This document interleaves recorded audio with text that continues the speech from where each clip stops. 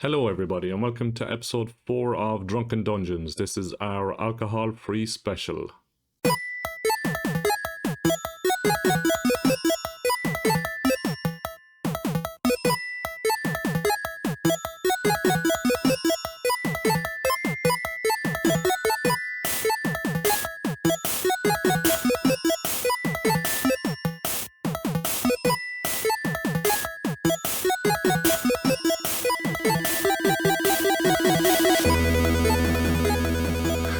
Not that special though, is it? Alcoholic-free beer is not fucking special. No. Some might question if it's even nice. Or if it's even beer.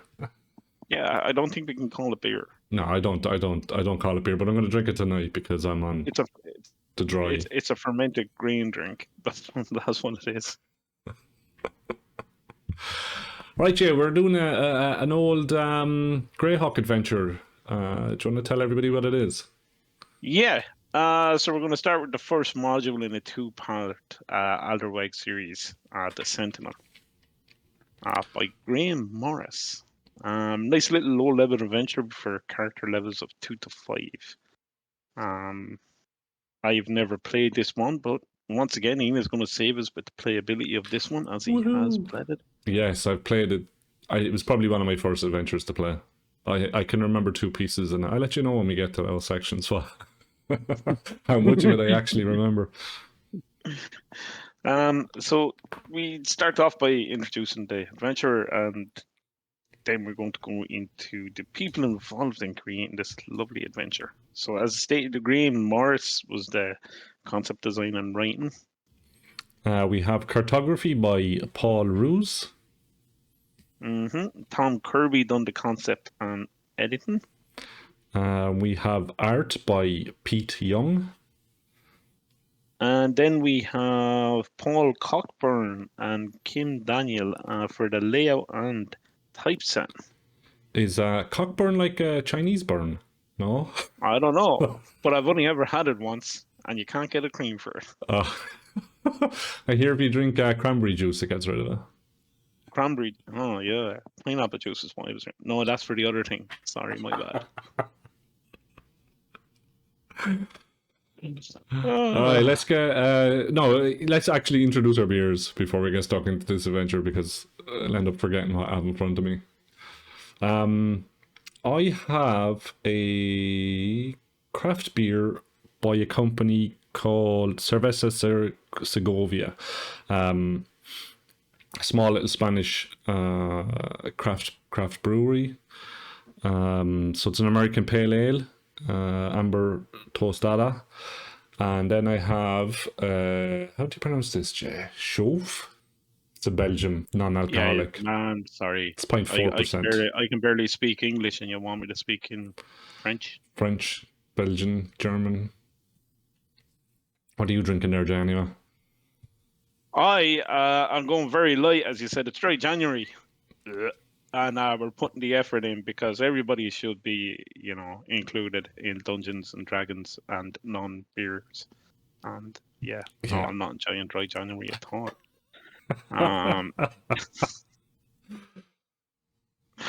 Oh my goodness. So I did actually manage to find Punk IPA, non-alcoholic. Well, non-alcohol. Alcoholic is what you get when you're sitting here drinking about dry January and not doing dry January. Yeah. That's the difference, Well, I think. just because you're not drinking doesn't mean you're not an alcoholic, Jay.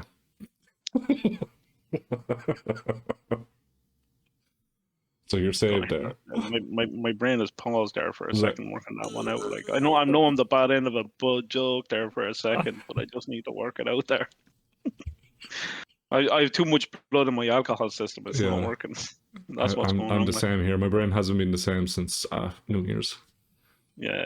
You see, now that you're off the beer, that the brain is clarifying, and things that we used to think is normal are messed up. Yeah. That's what's happening. All right, so the Sentinel. All right, I'll just get stuck right into this now. We'll start with a bit of history here, I suppose, of the adventure. The Gauntlet, an evil and forgotten sentient glove has returned. That's one of the main plot points in this. And the Sentinel, another glove, which this adventure is named after. A legendary relic crafted to stop the gauntlet has sensed the gauntlet has returned. So it's awoken, and it is out there trying to find somebody to wield its power. And your adventurers will eventually get in there. But just a bit of the backstory on that and how all that happened. So the area that you're in, the setting I should say that you're in is Greyhawk. And the area that you're in is Burgot. I don't know much about that area, Jay, do you? You don't know anything about that? Not really. Being honest with you. I haven't played much Greyhawk. Well, I have 8 years ago, but it was not really that got too much into the history of. So it's this place, Burgot's a nice, rich, fertile land, ran by some dukes, kind of their own little kind of fancy area or whatever. And there's some coastal guys who are looking to take over the land, go in there, rob the land off them. So the only way for them to get there is through the Aldwig Pass. It's only a point of access to get to the Dukes of Burgot. But the Dukes have built a keep on it, which will appear later on in the adventure. Now, in order for these evil guys, let's call them, to get past the keep and, get into Burgot and take the place, they hired some evil wizards to craft a gauntlet with immense power, an evil sentient item, that would allow them to come in and take over the area. But in hearing this, the good guys, the guys in Burgot, hired some wizards of their own to craft a glove, which was dubbed the Sentinel because it kept watch over the pass. And that was up in this keep. So for years anyway, they were holding each other off. The gauntlet didn't want to come in because the Sentinel could destroy it. And the Sentinel was just waiting for its chance to destroy the gauntlet. But years passed on, and the pirate princes of the area start taking over the whole kind of region, start plundering and doing what pirates do, like. So eventually these bad guys got wiped out by even badder bad guys, and the gauntlet went into hiding. Now, the Sentinel then kind of vanishes into history after a few years. It passes down onto wizard after wizard who were keeping watch in the keep, but eventually one of the ancestors of the original guys up there owes a lot of money, and the keep gets taken away from him, and he just disappears into history, and so does the gauntlet. Later to appear. Now, your characters don't have to start off here. They could start in any of the other towns. But to be honest, you kind of have to come up with an idea to get your players in there, unless they're starting off from around the area, being from levels 2 to 5. I don't know how you would get people in around this area. There's not really much going on here. No, but there is later on in the adventure, you do come across a guy you do need to meet, who has caravans. Yes, there's a merchant in here. Yeah, there is a merchant. I'm just going to locate his name for ourselves. And Desor. Yeah. So, seeing as there is trading caravans going in and going out, and they are heavily guarded, a possible hook line could be the fact that, second level adventurers, they could be part of the caravan going to this area, and then bring it from there would be a good hook point. Yeah, actually, that's a good point. Yeah, these guys could get picked up by the merchants traveling through the area, or hitting one small village after another. Yeah, just one coming around looking for the jobs. But I think the merchant and the caravans is a good little hook line. Yeah, because they'll get dropped off right here, and they can work it out from there, Yeah. So the adventurers eventually get talking to a guy called Papa Crust, who I would call Papa Crust, because he looks fucking crusty. He looks a little bit crusty. He does, and I don't mean the clown. Yeah, so Papa Crust then gives you this big long text box of a spiel of how there is a creature coming into the village during the night and robbing their children, eating their grain and stealing their cattle, which is a typical kind of D&D thing, especially for the level that you're at. You have to protect the cattle no matter where you are. Bud. Jesus, yeah. No matter what level. Save the babies. Yeah. So eventually Papa Crust, then after his big long conversation with you, will show you some runes on a door, I think they are, or some runes anyway that have been scrawled around the place. And through the use of a read magic or an arcana check or whatever. You know, you figure out that they're magical runes and you can read them, and then it gives you a big long spiel that I did not write down. Danger! Forces of evil gather. Come to me. Free the power to combat evil. Hasten or witness dire destruction. Await the coming of the bear. I am the Sentinel. Evil grows strong.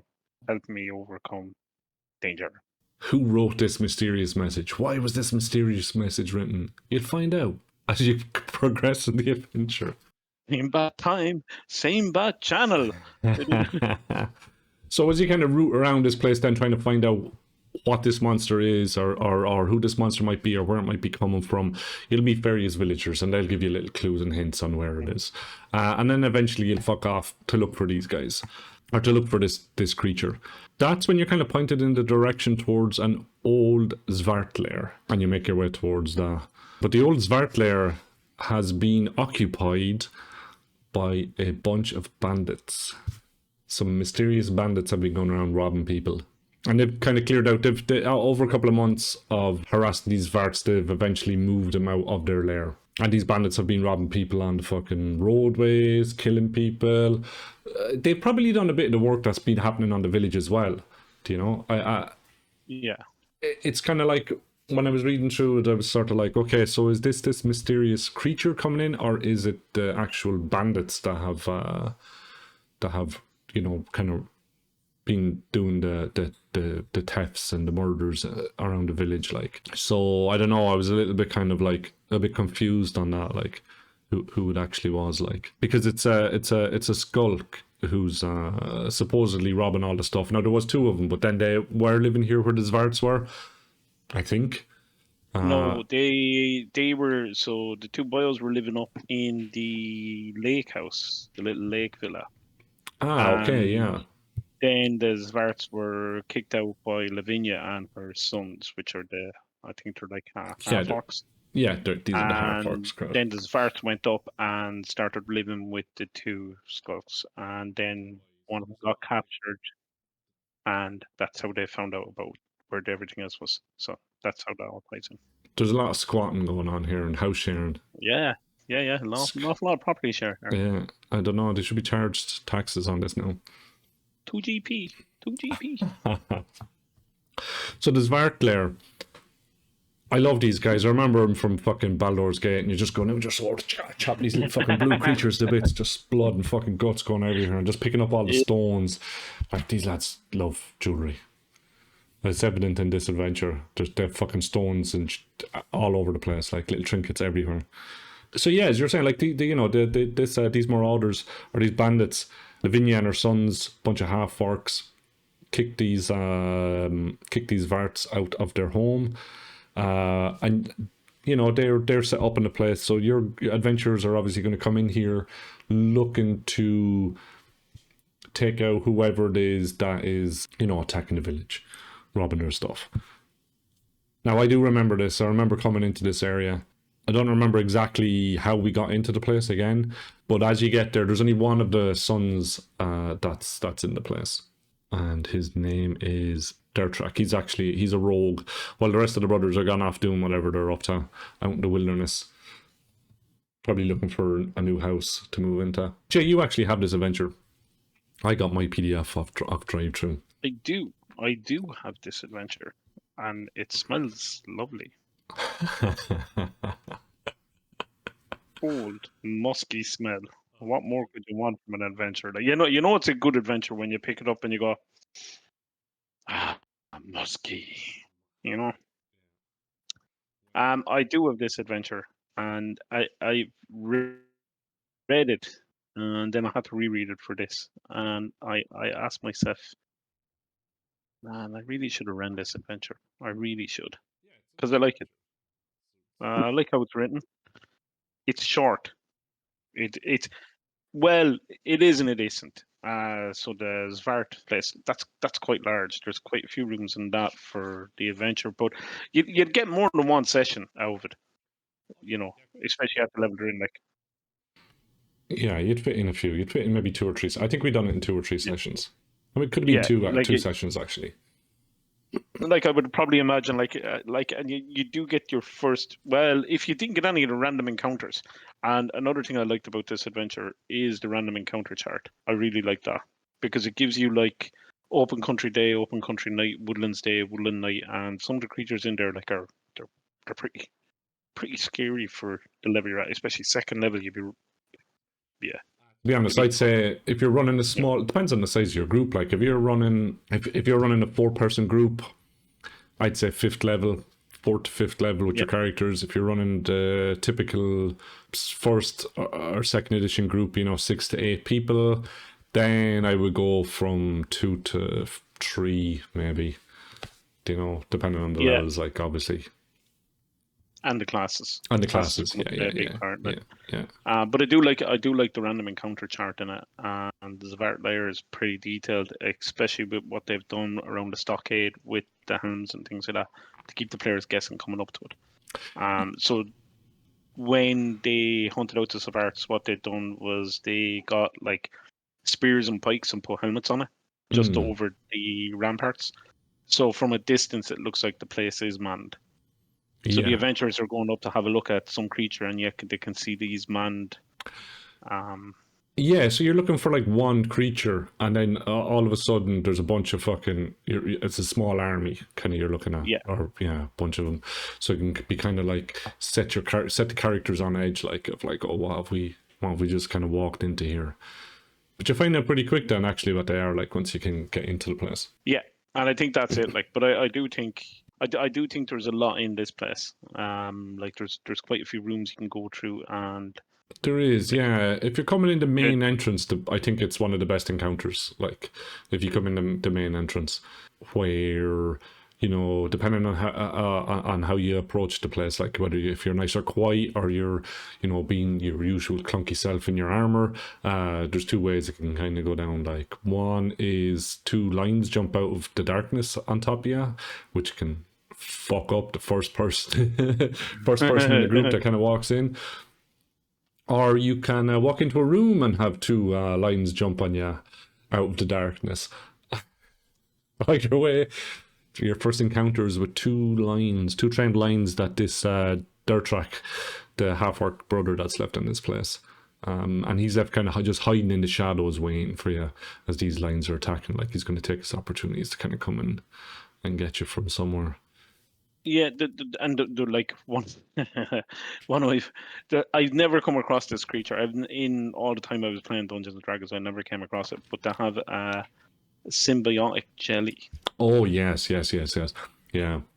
I never same either. Like, I love the way people kind of play around with jellies and the difference, adding different things to them. Like, yeah, the symbiotic jelly was pretty cool, where it takes control. Does it take control of the other creature? I think with the same general appears as it changes the shape, so it's looking like a giant rat when you're first. It's looking like a giant rat. Yeah, but then there's another creature in there as well. No. Yeah, 2, and then he's made an illusion of a dead body on the ground to kind of lure you in. So as you go in, then you're like, giant rats. Yeah. So the other creature was a caterwall. Caterwall, yeah. Terwa. Yeah. Yeah, but they've Another actually. creature I haven't come across. No, I've never. Well, I have obviously fought one, but I just can't remember it because I played this adventure. but they managed to, like, they've weakened it a small bit. They've cut the attacks down on it, and they just kind of dumbed it down a small bit, not to be killing characters off, especially after 2 lines jumping out of a wardrobe on top of you, out of the shadows. That's if you made it this far, because prior to this room, you do have the owlbear. True. Yeah. You do have an owlbear encounter. There's ways past that though, so it's not. Oh yeah, completely devastating. Hey, look, if you're new to the game, you're going to try and kill everything. And if you've played Baldur's Gate 5, this is where you get your owlbear cub. This non-alcoholic beer is actually fairly decent, although not tasting like a. It is tasting like a beer. It's just got a little bit of a. There's no body in it, if you get me. Yeah, it's kind of like a little very bit thin. Yeah, it's very thin, like. Yeah. An awful lot of those non-alcoholic beers are. But it's got a nice flavor to it, I must say. Like, I would like to try one of their beers with like maybe 3.5-4% in this, and actually see what it's like as a Actual alcoholic beer. 3.5. Well, I mean, Technically, is that technically still non-alcoholic at I think it 3.5? could be, yes. I think Yeah. 3.5 is still non-alcoholic. It's just like 3.5 D&D, like, non-alcohol. It's non-D&D. Yeah, non. Well, Fort is non-D&D as well, but anyway. I think the hook point here is if the group does go into this little Zard fort and they do kill the dude and the two mountain lions, he's going to have the rest of the family out for him, because it is a family of a mother and 4 sons, I think Yeah, it is. so you've done bad. And yeah, Like, you've gotten like yourself in so when trouble. they come back, like they Yeah, will hunt you down. And I yeah. think to give you a little thing in the adventure for the DM to say, like, that they know the area, so it's great that they can set up an ambush, and you do have, like, I think most of them are either thieves or assassin. I think there's only one There's fighter. one assassin in it. Yeah, it actually says, Yeah. please keep note in the encounter that's about to happen, whether you want to have it at nighttime or during the day, as there is an assassin in the group and he's very deadly. Another, yeah, there's a possibility you're going to kill a character here with this encounter. So it's up to the DM whether he wants to play it back. Now, I had this encounter during the night, and we managed to survive. So, it's well doable. I mean, like, I won't go into what this assassin has, but he does have some stuff, like. Just to go back on that room then that this brother is in, like, as you're whether you've killed him or kept him alive to find out what's happening in this area, why is he in here, or who else is with him. I don't know, like, most groups aren't going to keep this guy alive to question him. He's going to end up dead, like. Unless you're the DM that sort of says, oh, you didn't, with your last attack, you knocked him out, like, which you shouldn't do. But as you're rooting around the place and picking up all the treasure that's in here, you actually get some nice stuff. You find Lavina's spell book, so you get to add yourself a couple of spells. There's a nice bit of treasure in here, but you also find a map which leads you on to the next possible location, or which should lead you on to the next possible location if you're like if you're inquisitive enough as a character. Yeah. Sorry, there's a map then that leads you down towards the villa, but it says Villa Anna Skulks. If you saw that Skulks, like, do you think it's another gang or do you think it's another creature? I was thinking it was gang.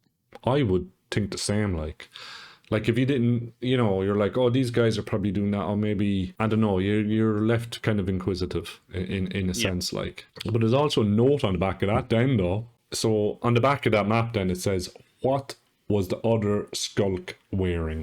I think I remember reading somewhere in this that, did they kill the other skulk? There was 2 skulks. Did they kill one of them?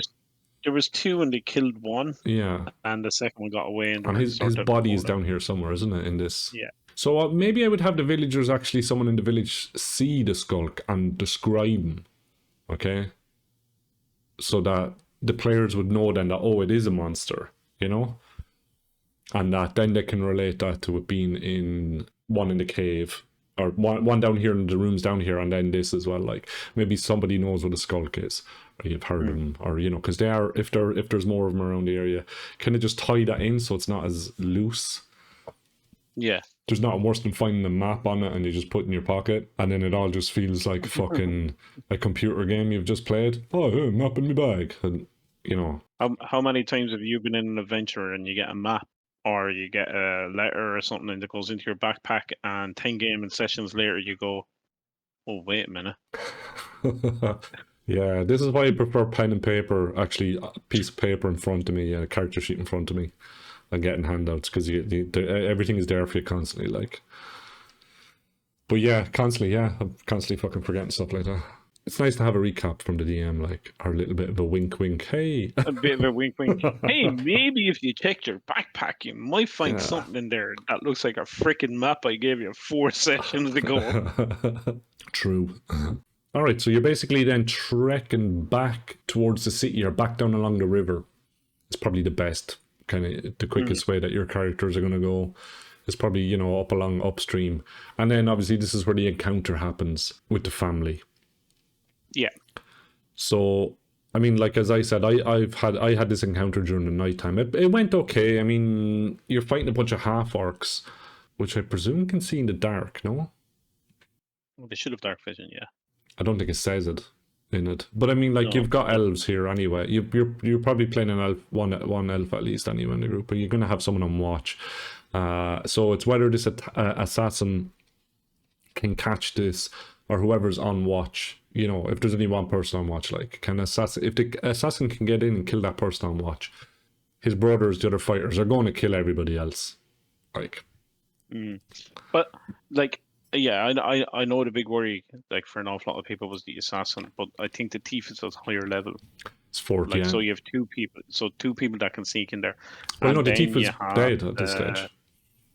but no, because there's another fighter thief in there as well. Oh, there is two. Sorry. Yeah. Yeah. Yeah, he could do the So exact you same like have thing, a yeah. fighter thief, and then you have the assassin, and Yeah. then The like illusionist. Yeah. illusions. I think Lavinia herself, the boss Lavinia. lady. Well, she's probably just going to sit back, like. Yeah, I wouldn't be too worried about that. Yeah. You know. But no, if they get in around the camp, if they can sneak in, like, Yeah. you know, I think it depends on what you want to do as a DM. Do you want to have Lavinia come in there and talk shit to the guys while the thieves and the assassins sneak in around behind them? Or do you want to kill them in their sleep? kill them in their sleep. Yeah, there's no role playing then. You just get out of the way. Nice quick encounter. So then basically, you know, you get up the next morning and off you head again. I mean, it's probably a few more random encounter rolls as you're moving down along. It's not that far, actually. It's about 30 mile kind of a trek, isn't it? Yeah. It's going to take you maybe 2 days of traveling to kind of get down along this place. But then on your way then again, you meet another encounter, and that's the merchant that you're on about. So whether you've gone with what JT was suggesting earlier on, maybe that, you know, you came in with this guy, I would say you actually meet this guy on the roadway coming down, you know. I would, yeah. He's passing from one place to the next, so we'll put him in there along that roadway, and not out in the hills by the river going to absolutely nowhere. Yeah, so there, you know, yeah, you meet this guy, so maybe, you know, you just kind of like say hello to him, meet the guards again, have a chat with them. But as you're talking to this guy, then one of the guys who's working from robs you. Yeah, you can see how we dealt with this. Like, you're laughing. I know how this was done. Without even you telling me, I know how this was done. But come on. We didn't, because there was too many guys. There was 18 guards on this lad's caravan. And yeah, well, I don't think we got robbed. A magical item got stolen on somebody, and I think we just blamed the DM. Just went, you're just such a fucker. We didn't get the magical item back. We just huffed and puffed and just left. Just walked off because there was too many. We were outnumbered, and it's first edition. So I think we were actually second, third level when we played this. There was a good few of us. But yeah, we walked off. We're just like, no, we're not fucking taking this. The guards don't like you accusing him. The merchant guy doesn't like you accusing him. The captain of his guards doesn't like you accusing him. If you start getting bullish, they're going to tell you to get out of the place. You know, you're outnumbered. You can't come in and deal with the theft in any sort of a hostile manner, going around accusing people and shouting at people. It has to be done kind of very sneakily. You know, you might have to set up something to try and catch the person, or go around and use your teeth to pickpocket 20-something people in the place and see if you can find any evidence. And don't get caught robbing any of them, because you'll get attacked. So yeah, I don't know if I would do this encounter. I think I would just be like, I wouldn't intentionally go rob a character's magical item. Exactly. Unless I didn't like that character. But no, I wouldn't. And even at that, and I don't mean to be bad. Like, it's a case, as you said, like there's more negative than positive. But if you did somehow like manage to turn them around and, like, you know, use a charisma check on them or something like that, where you were like convince them that it was lost around their camp, like, and force a search from the guards, and they did find it, like, you know, Yeah. they do say in the adventure you do get an award for it. Yeah. But like, as you said, it's a lot. It's like, this could be half a night. This could be 2 hours of role playing, like. Yeah. Easily. Like, it's like they will respond angrily if accused of having any part in the crime, like, Yeah. it's what it says in it. And, you know, they won't want you snooping around or anything like that. Like, so, like, it's going to be a case, like, you will have to be, like, really diplomatic to get anywhere on that. Like, do I think the adventurers get anything out of it? I really don't. to be honest with you. No. There's like they do give you a pelt if like you find the thief, but finding the thief is going to be really difficult. So And having actual evidence that he done it. yeah, Yeah. so like as a DM, would I run that? No, I probably wouldn't. To be honest Yeah. with you, I don't see the point. It's just a negative impact. Yeah, it And is, like yeah. you can't do anything, as you said. It's a case where literally you are outnumbered, and they do get hostile with you, and they do point out like, get the fuck out of here. Like like It's sort of a thing where it's like, oh, I gave this character a magical item I shouldn't have given him. yeah, Now I can take it back. now I can rob it. Now Yeah, I can rob it, like yeah. I mean, it does open the avenue for very diplomatic. If in the group you have a very, very diplomatic or charismatic character that wants to role play it, it's a great scenario to put in. I think if you have Great someone, scenario. yeah, definitely, yeah. I think, But yeah, it would depend on the person who's in the group that, if that person was up for this, really, yeah, there was a person who really enjoyed this sort of thing, then yeah, by all means put in, yeah. like, if you had But a in Sherlock any group Holmes in that your I've group, ever like, been in, like, we'd all oh, die. yeah, we Literally. would. We'd pull out swords and start fighting 18 guards. Yeah. There's only 18 of them. It's grand. It's like, no bothers. Yeah, Be okay. Be you okay. could take them, guys. Yeah, yeah, yeah. I don't know. Their armor class is pretty When decent. we say take them, it means give them everything we have Yeah, and sit there dying in a pool of blood. Yeah, yeah, that's what you mean. yeah. So like the armor class 6, armor class 2, Yeah, armor class 8. Like I mean the armor class isn't the problem.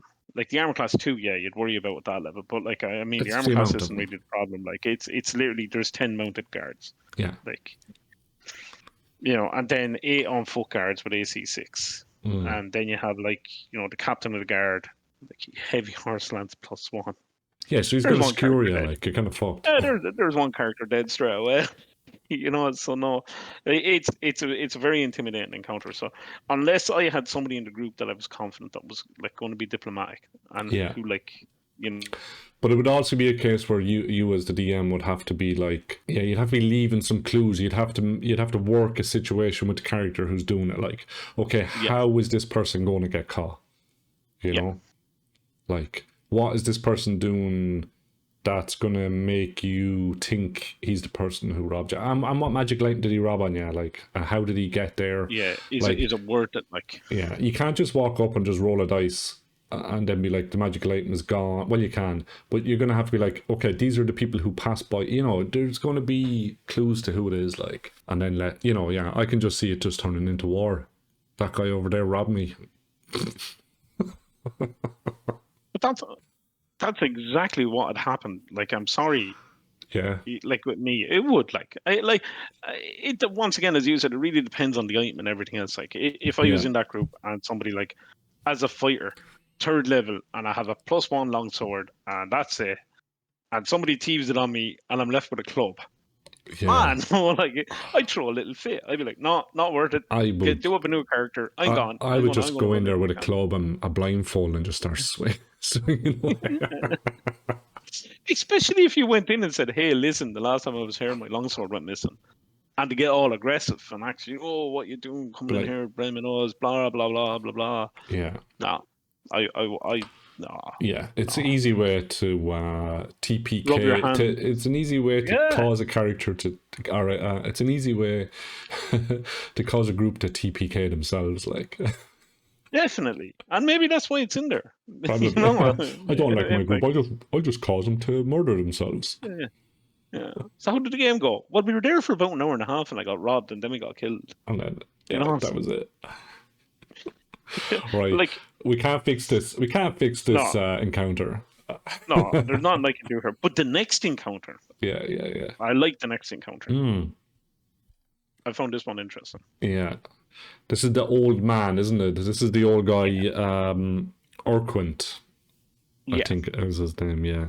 So you meet you meet this guy actually along the riverbank or you meet him... Before you get to the lakeside villa is what you're saying. Yeah, basically, yeah. Because he's looking for a hermit friend who he believes has some books, or he's looking for some books on this lad's belief system that he's been writing. I remember this as well You know, some gargoyles have killed this guy that he's looking for, and I don't think we actually had enough magical weapons to fully defend ourselves against these creatures, because you need a +1 to hit them. I Yeah, think 2 people maybe in our group had magical weapons, and the rest of us didn't. Maybe we had a couple of arrows, but you know, they're gonna go pretty quickly. Like, yeah. It's a tough little scrap for the level we're at, especially without the magical items. But I do like the encounter, yeah, especially because the reward at the end of it isn't like, oh, here, take all this treasure and money and things like that. The main reward is information yeah, at yeah, the end of it, and the information you get from the book in here. Like, yeah. To my recollection, I don't think we actually got the books for this guy because we burnt the plants down, and burnt everything that was in the library. well, that was one way around it. Yeah, yeah, yeah. And it actually says this in the book, you know, in the adventure, like, as you go in, sorry, I should kind of go back on that for the listeners. As you go into this place, after you kill the gargoyles and you go in here, there's another room beyond some plants. And these are sentinel. It's a sentinel plant, like it's a plant that's alive. But this hermit has trained this plant to move out the way so he can access his library. And we couldn't find any way past these things. They just kept attacking us as we went up onto them. And we probably missed all the clues, and you know, for how to get into this place, we probably just failed our rolls, and we burnt the fucking place out of it. Like, we just was like, yeah, fuck this. Here's some Greek fire. Here's a torch. Here's the whole thing gone up. So we all your man's books were gone. I don't even remember if we got the book with the information on the Sentinel, or whether that was tucked away out of the fire or not. Yeah, no, I thought this encounter was nice, but the dude that you meet is actually a monk, and he knows what the vines are. Yeah, yeah. He's the So, guy that tells you what they are. Like, yeah, yeah, yeah, yeah. But yeah, yeah. As you said, like, you know, it's the information is the reward at the end of this. Like, but it's just figuring out how to get in past them. It's doable. You know, there's a little riddle in there. And once you get your hands yeah, on that, then you can kind of work out the answer. As I said, though, we didn't. I don't think we even got that riddle. I don't think we even found it. So we burnt the place out of it. But anyway, yeah, that information, like, it kind of gives you some of the history of the Sentinel, the lineage. Yeah, it just kind of tells you what happened afterwards, you know, which is good. yeah, Especially this kind of way through. Now you're starting to kind of piece stuff together, like, you know, you've had the magic writing at the start of it. You've had the skulk, and then you get some of this on the Sentinel, so you can piece that together back down through it. Then, you know that yeah, the skulk had this glove on his hand, and then it's like, whoa, magical item, yeah, let's go fucking get this. And then I'm presuming there's plenty of characters there going, I want a glove, I want a glove, no, I want a glove. And this will set off greed. the magic greed. The magic greed. The magic Yes. comes upon every D&D adventure. I need that +1 dagger. Walking around with 2+2 short swords, but it's a +1 dagger. I don't have enough of them. Give me another one. Yeah. Yeah, the greed for magic. Yeah, so after that, then you kind of, you know, you part ways with this guy. This monk guy, he fucks off back home. I think it's actually the only monk I've ever met in an adventure. First or second edition is this guy. Mm. I didn't even know don't he was a really- monk, though, you know? Well, yeah, monks are gone in second edition, aren't they? They're only in the first edition. They're missing from it, which was a shame.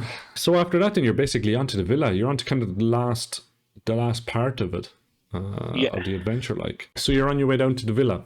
Who has a villa, huh? Rich people.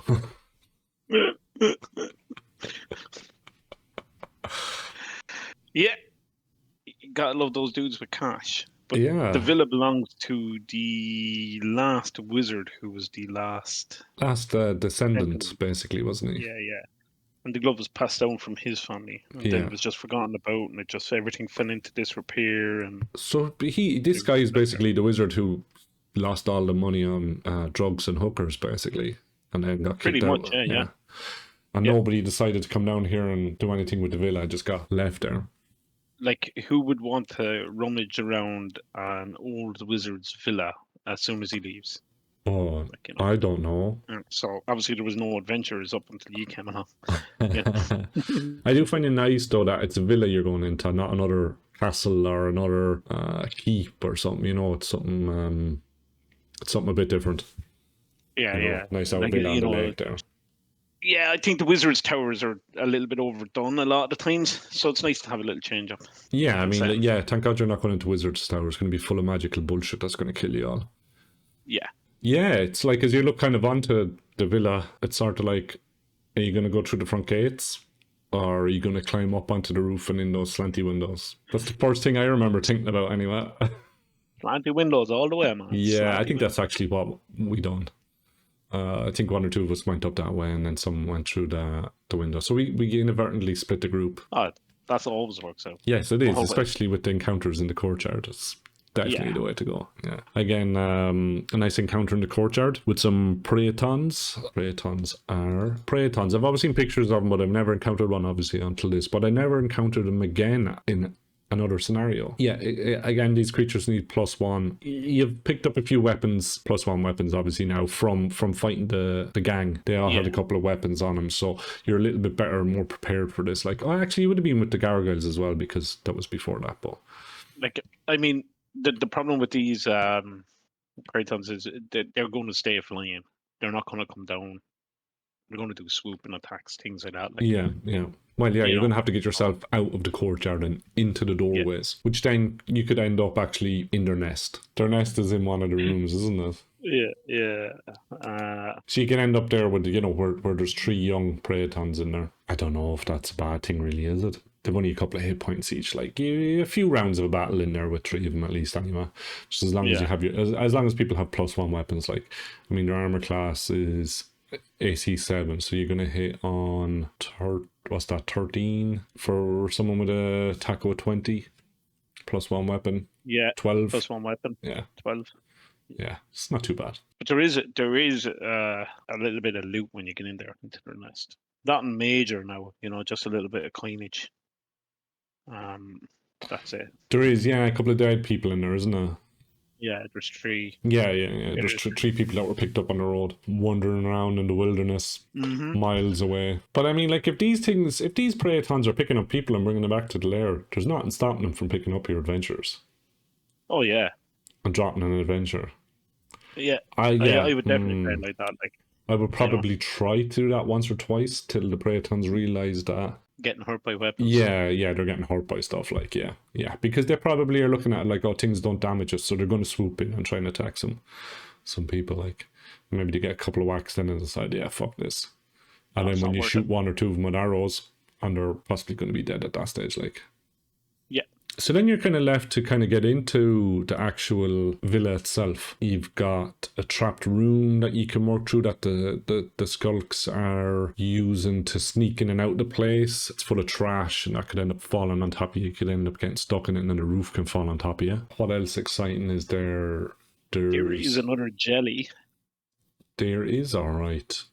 He's down inside the place, don't know? Yeah, well, he's in a room with a collapsed wall. The door between the courtyard Oh, and this yeah, room is yeah. Yeah, Uh, this is nice because you don't actually know it's a jelly till you get close to it, isn't it? It just looks like a stain yeah, on the fucking wall. So you can mess around with some players that way, like get them to come in and attack you. yeah, There's another door that's trapped as well. There's a dead goblin lying outside it, and 2 locks. He's opened 1 lock and blown himself to bits, and there's 2 more locks in the door, which aren't trapped, but you'd be left to believe that they are trapped. Like, then once you get into the main hall of this place, there's a nice encounter which I thought was pretty cool when I was reading down through it, and that's the sheet ghouls and the sheet phantom, which are basically just yeah, floating fucking sheets. Like, yeah, they're pretty nice, you know. Have them like kind of, one jumps up from behind the altar and another one comes out from behind the door. Like, I don't know, like if there was some way, if this was like a horror game, that would frighten the fucking shite out of someone, do you know? But obviously with D&D, it's not kind of horror. Like, so is there any sort of way that you could kind of maybe make that a little bit more creepier before players kind of go into the place, make them feel like, yeah, there's floating sheets in here.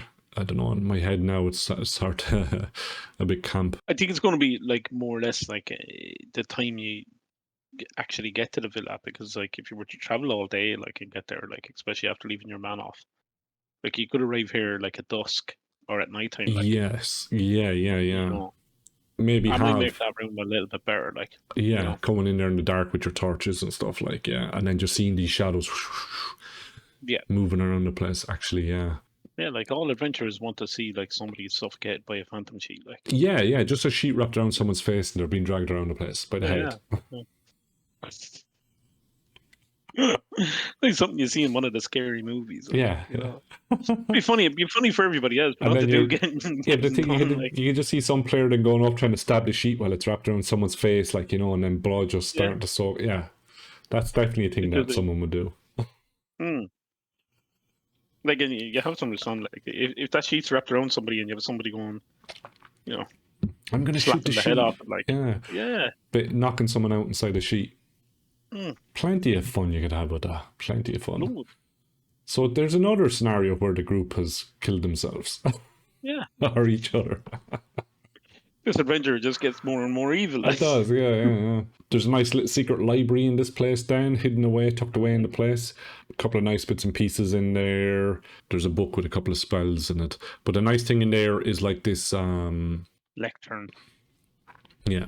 Yeah, so the secret library, yeah, there's a nice little lectern hidden away in it, but there's also kind of hiding in the shadow of this place is it a brass cobra that yeah, kind of just darts out then out of darkness then to attack somebody. A couple of poison saves. The only thing that's kind of good about that is though is like it's brass. You know, the creature itself is the treasure. You know, if you can sell this off, like yeah, not really to talk about with other than that, though, is there? no, not really in this room. There's they give you a couple of books, and I think one of them is yeah. So in one of the books, there's a word that's mispronounced. And if they say that, it will give them a control word for the Iron Cobra, Ah, so they yes. can actually control it. Like Yeah. But I mean, you're fighting the thing at the same time, so. that's gotten in the Southern Library, so that's before the Northern Library. So there's two different libraries. My God, there's so many libraries. Oh yeah, Southern Library, true. Yeah, it's two libraries, three libraries in the place. It's too many books. Like this guy, what was he doing? How rich was he? Very rich, but I do like so in the first one you find the but it like I know they give it to you, right? They give you the word. Yeah, yeah, But yeah, in no way in my head, I'd be walking around the room I found it in, shouting it in, thinking it's a password to open up a secret passage or something like that. Like, yeah, yeah, you know, like I would like the last thing I'm going to do is like, you know, if I'm a fighter and I walk into the room and there's an iron cobra, I'm not going to remember the word that was like misspelt in a book 2 rooms ago. Like, you know, so yeah, it would be lost on me. It really would. Like, but there is a big payoff if you find this room. In yeah, fairness, yeah. with like you know the other stuff you find, like I thought was pretty cool. Well, I like that book Um, that allows you to catch fish easily. yes.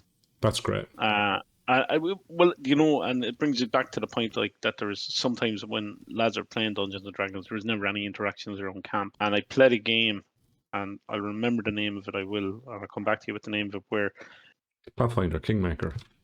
Kingmaker, that's Yeah, it. Where you set up lads doing camps and yeah, cooking, and like if you were to actually role play that, a little book like that would be so useful. yeah. I like the idea that I like with this is you read a book, you get a skill from it. You Yeah. know, you don't go up a level and get a skill. You read a No. book and get a skill from it. I think that's Yeah. something that I would start kind of putting in. I know I have some stuff in other games that's kind of more kind of magical, kind of skill based kind of stuff that you get often. But doing stuff, not just using your off time, but like you don't need to go up a level to gain skills. Why not just gain some skills as you're role playing? And I love little things like that. Mm. I really do. Like, could you imagine that like your wizard ends up getting that book and reads it and he learns how to be fishing rather than that being normally given to the ranger or the fighter to do. Yeah, and he's there go Little sticking things his like that. finger up at him, going, "Ah, you can't Yeah. catch fish. Call yourself a Look at fucking you. ranger." Look at you. Go talk to Yeah, that bear in the woods. yeah, Get fuck out of off with here. yourself. You know? Yeah. Like little things like that make it a little bit more interesting, I think. Yeah, yeah, yeah, yeah. Yeah, and you can definitely have like the piss taken between characters as well after someone just deciding to pick up the wrong fucking book and gain a skill from it, you know, that another character possibly would have liked. But that's the good thing as well. It doesn't matter what class you are, you know, you can get it. After that, then, kind of basically when you're coming out of those places, all right, so as you descend then, as you're descending then down into the underground underneath this villa, you come across some nice little floating seamen. I beg your pardon. Floating wispy snakes. I don't know what you call them. Yeah, wisps, basically. So a couple of these will attack you as you come down There into goes the... the PG rating on this one anyway. that's fucking That's, gone long ago. you know. I don't post these up as PG. I'm going to actually try and even get more drunk now. I'm going to open up my 0.4% Chouffe. Yeah, non-alcohol. Let's have a taste of this and see what this is like. So we go into the last part of the adventure. Kind of smells a bit non-alcoholic.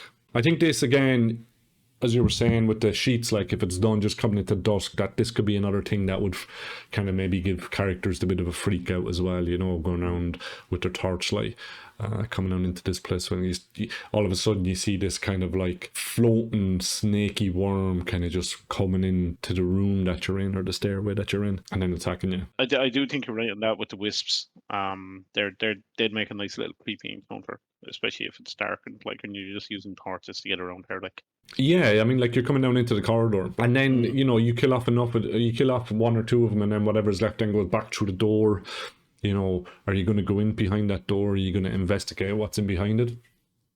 Yeah. And then the presence is in behind it. You know, this dark, just this black cloud in the center of the room, which then more of these wispy things, you know, can start to come out of and freak the shit out of your players. Basically, you can't kill this thing. You have to kill the wisps. Isn't it? I mean, you can't do any damage to this. No, you can't damage it. You just need magical or silver weapons to hit it. Okay. I thought I got fucking completely read this wrong. Like I thought was you had to kill the wisps off before this thing will die. Because so it will create as many wisps as it's capable in order to defend itself. 7+. Any not used in the corridor right side. All characters, even evil ones, will be attacked if they appear to be threatening to the presence. Full details are given to this monster on page 29. Let's check out page 29. Page 29. Well, it says treasure nil, but it does have treasure. Oh yeah, there's probably treasure in the room, but the creature itself doesn't hold. It has no pockets. There's actually a big gem holding them up, worth 4,000. Oh my god, how did I miss that? How did I miss that at all? So the presence is supporting a black gem, black sapphire worth 4,000, which will fall to the ground if the presence is killed. Oh. Yeah, so nice. the creature is nice. I can see someone getting backstabbed for that. Oh no, the assassin survived. He came back and stabbed you in the darkness. Took your 4,000 GP gem. Each wisp created by the presence causes the presence to lose 4 hit points. They are restored if the presence reabsorbs the wisp, but if the wisp is destroyed, they are lost. The presence has a total control over the actions of its wisps. It can create and control up to one wisp per hit dice of any single time, but the presence will never convert all its hit points to the wisps. The presence can see, like I'm going with yes, it can be killed because it has an AC and hit points. Yeah. You know, you just need magical or silver weapons. Like. Cool. Yeah, maybe it was I just read the minus, 4 hit points for each one. I was like, oh, you need to kill that to do the damage to it. Yeah. Hopefully our DM didn't do the same thing. Like maybe. Very possibly could have. Okay, so what's happening now then is actually you're starting to move in further. Okay, so what's happening then is after this part is you're starting to actually make your way into like a little cave system that's in underneath the villa. I'd be looking for the wine cellar, if I was down here, like. Can't do that, buddy. It's dry January. This is a fantasy role-playing game, JT. Come on. Nah, man. No. The body feels what the mind reads. No, can't be doing that to yourself. Can't be failing a few constitution checks and puking all over the place, can I? No, that's not good. Not good for anybody involved in the game. Yeah, so as you're moving out into the cave system, you're going to encounter some of the the Zarts or Zvarts. I pronounced this really correctly at the start of the episode, and now I'm on my second non-alcoholic beer and I can't pronounce anything. The Vart. The Zwarts. Yeah, so there's Zwarts around this place. Try and squeeze a Zwart out. Blue Zwart. And you're all right. That non-alcoholic beer will help you do that later. I will, I fucking will. Jesus. Yeah, so there's Zwarts all over the place. So basically you're busting into rooms now, just killing a lot of Zwarts. So you're going to have a bit of mass combat, which is nice. You're just going to be like plowing through one after another. And then you have a couple of like magic users down in here as well. Like the picture in the book of, is it the wizard? And it's like, oh my god. You need to have a look at it, this, guys. Like, it's just the head of this Vart is like, what the fuck? He's just got this Neanderthal brow on him and his big bulbousy nose. It's kind of funny looking at. Yeah, so you've got like a wizard and a shaman down here, a bunch of other Varts that you're gonna like kind of plow through, pick the gold off of, get a couple of more magical items. I think there's like 2 or 3 rooms with these guys in. They're not big, like, I mean, they don't have anything to give you, they're just Varts. But the encounter that I did kind of see as a little bit of fun is the were rat that's down here. Like, you could have maybe a bit of fun with that, with the giant rats. Yeah. 27 giant rats. Yeah, that's... Oh, I'd like, love that. That would be just so good. Like, I you know what? If I was running that, I wouldn't slow play it. I really wouldn't. I would just have this hive of giant ants or rats just charge it. Just like straight away. Like a fucking... Yeah, basically like a tidal wave of rats. Like, maybe this were rat is like running away from you, dives into the wave of rats coming towards you and just disappears. You know, I mean, he's going to have to escape and get out there because you're going to basically put this guy down, like. Yeah. And then you're just left like hacking and stabbing and slashing a bunch of rats as they're trying to eat you. And then hopefully... And like, I think at this point, like, you know, you realize the level you're at, and like you're after going through all the Zwarts and all this other stuff that has come before it. So, you know, healing spells, healing pots, they're going to be a little bit low, and then you see these giant rats and you're going to think, they're only rats, and realize that your armor class ain't that great. Yeah. Yeah, and these guys are going to go to town on you. Pretty much. Yeah. You know, like, yes, you mightn't die now from them, but you could die the next day from infections. 27 rat bites all over your body. You're definitely not living the next day. But yeah, no, it's cool. It's a nice encounter. Like, a bit of treasure in this room as well, where the were rat was. So, you know, it kind of does pay off, like, just having that. It's a nice reward after having a nice, enjoyable encounter. I think it could be a very fun encounter. As you're heading along, then basically, then you come across a secret entrance into this place, which is practically impossible to find if you're outside. I was just kind of looking at it going, what? So you can't find it. There's no way to find this secret entrance somehow. I don't know how well it's hidden, how it was hidden that well. Maybe someone painted a tree onto a rock, I don't know. And then you come across the Skulk lying huddled in a corner of the room crying, basically, about how he can't be evil anymore. I thought that was brilliant. I thought it was absolutely fucking... I was like, oh my god. You know, you always kind of think like it's the evil that drives the good insane. Yeah. But it's the complete opposite in this, like... Yeah, it's just completely reversed. It's it's the good driving the evil insane. Like, this poor guy crying in the corner, lost his mind. It honestly, like, the way they describe him, it looks like his girlfriend just broke up with him and he's just feeling sorry for himself. It's like, no, I can't live any... And he's reaching out for help. I feel like he's like, help me, take this fucking glove off me. Nah, he's broken. This guy is like 100% broken. There's no fixing this guy at all. January. I haven't drank. Please. And my girlfriend broke up with me. Give me a Take drink. this glove off me. But you do, like, literally end up, like, sort of sympathizing a little bit for an evil dude. Yeah. Like, you got yourself a golem here, basically, you know? Pretty much. Because I think it does say, like, he's just, like... It says he's shattered. It said he can't do anything after this, like... He can't do anything after this. So, like, the glove broke him. Which is absolutely amazing, because you start off this adventure, and then in the middle of it, you find out about this cool artifact, and you're like, "Oh, magic item rush! Let's go get it!" And you finally come to what you think is going to be the last battle, to find this creature cowering in a corner, crying his head off, holding out his hand, looking for help. And literally, as a player character, you're going to be like, yeah, so who wants the glove again? Yeah, you can have that. I don't want this. No, thank you. You can, No, keep that. thank you. Maybe if we cut his arm off, we can just keep it in there in one of the bags to whip Yeah, it out when we need it. it's sort of like, what do Yeah, I want this for? I don't want to end up like that. Yeah, no. I think But that's what. that would be your initial impression. Yeah, And then, in fairness to the adventure, it does give you an out on how to sort that out because the glove does reach out to certain people, certain alignments, certain yeah, levels. So there is a system where the glove will pick the next person who's going to wear it. yeah. And then you do kind of have a choice, and then you don't kind of have a choice, and then you do have a choice. If you're a player, you shouldn't be listening to this. You know, this podcast only Yeah. for DMs. Yeah, no, absolutely great encounter. So as you're saying, then it you know, the glove reaches out to you.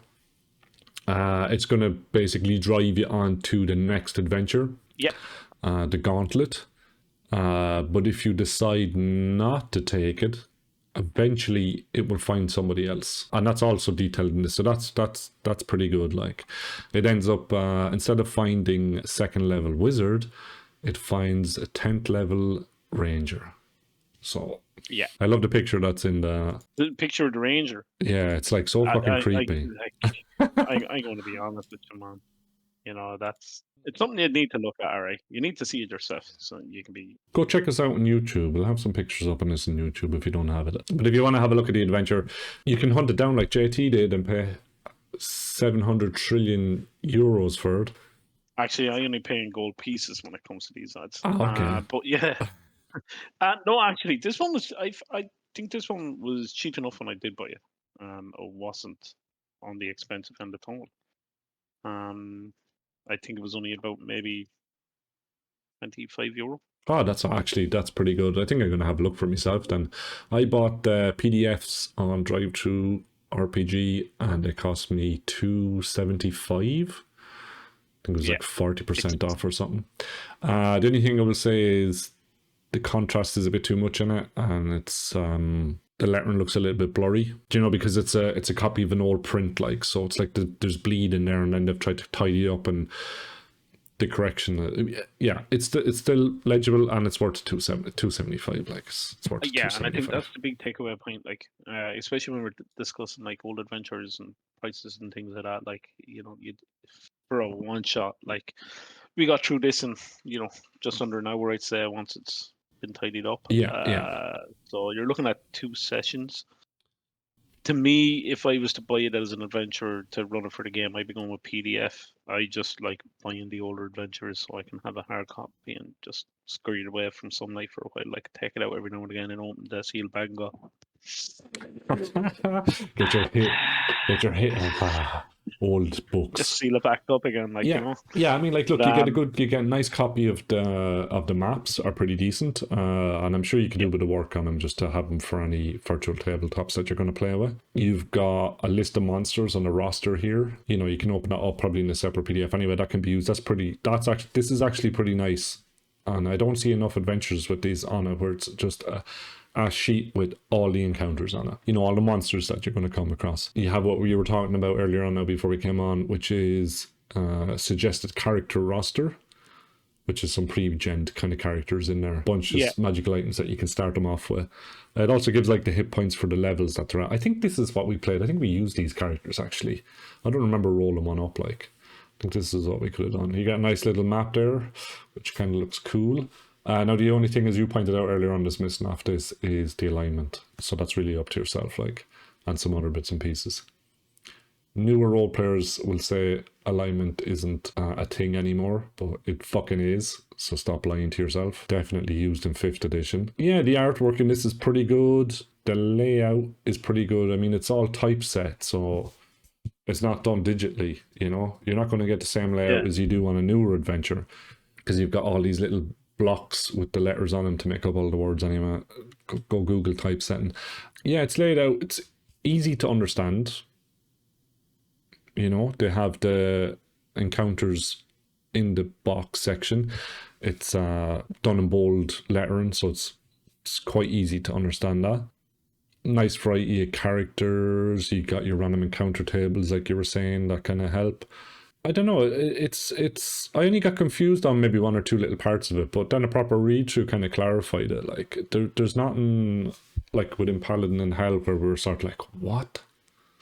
Oh, it's missing a Yeah, lot of yeah, stuff. Like, although this is a much more basic adventure, but it's good. It's simple. You know, you're led from one point to the next.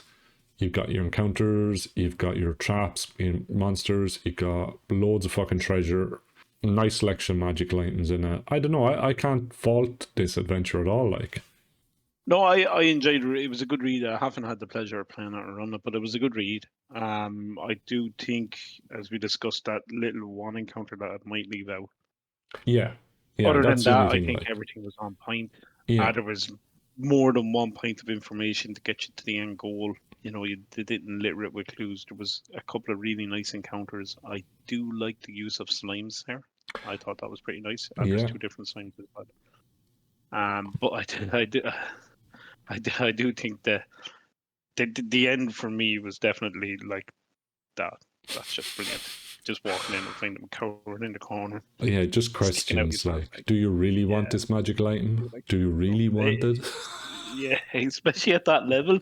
And we all get like treasure greedy every now and again, especially for something. And you know this is an artifact, so yeah, you're definitely going to want it. But all of a sudden you see this and you're encountered with maybe not. Maybe the fighter will take it. The fighter here. Come over here, Here, have you a look at it. put that on you. Yeah. Yeah, that's it. Just pretty good Yeah. adventure. Out of 5, Jay, what would you give her? From reading through it and everything else, except for that one thing, I would probably give it this. Maybe it's not going to last you too long. 2 sessions tops. I will give it an overall of maybe 4 out of 5. What, 4 out of 5, is it? Yeah. Yeah, I'd go the same. I'd probably push it up to a 4.5. Like, I don't have to add anything to this. Like, Oh I'm yeah. taking stuff out of it. I'm not adding anything to it. So that's a fucking plus for me. Like, yeah, I'd go 4.5. Nice, easy. I can see players really having fun with this. Like, looking forward now to getting stuck in and reading the second one. I have it here. I got it on PDF again. Like, can't wait to have a look at it. It's going to be nice. I said I'd wait till this review was over, Noma. You have her there, do you? Smells good. I'm going to have a look and see if I can dig him up, because I'd like a copy just so I can have it, sit down and read it. Sit in the bed and have a read of the adventures, you know.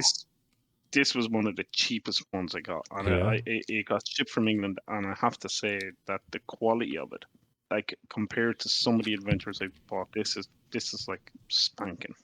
To be honest with you, it really is. Like you can see by the cover on it, it's still colorful. Oh yeah, there's still plenty of life in it. Everything Like, is in there. Like I mean, the person who had this sent me it in a protective sleeve, so they took care of it. yeah. You know. So Well, hopefully like now after this really podcast goes out, these adventures don't rocket up in price from all our listeners running out there to buy it. Like, you know, and I actually get to go get a copy of it. Yeah. You know, let's say it's like, hey, we have to run off and play this. No, they're probably all going to hit drive-through because, like, you know, It's everybody likes their $2.50. fancy PDFs. Like, Yeah. yeah, And we you have know, an affiliate link there. I'll share an affiliate link in the description.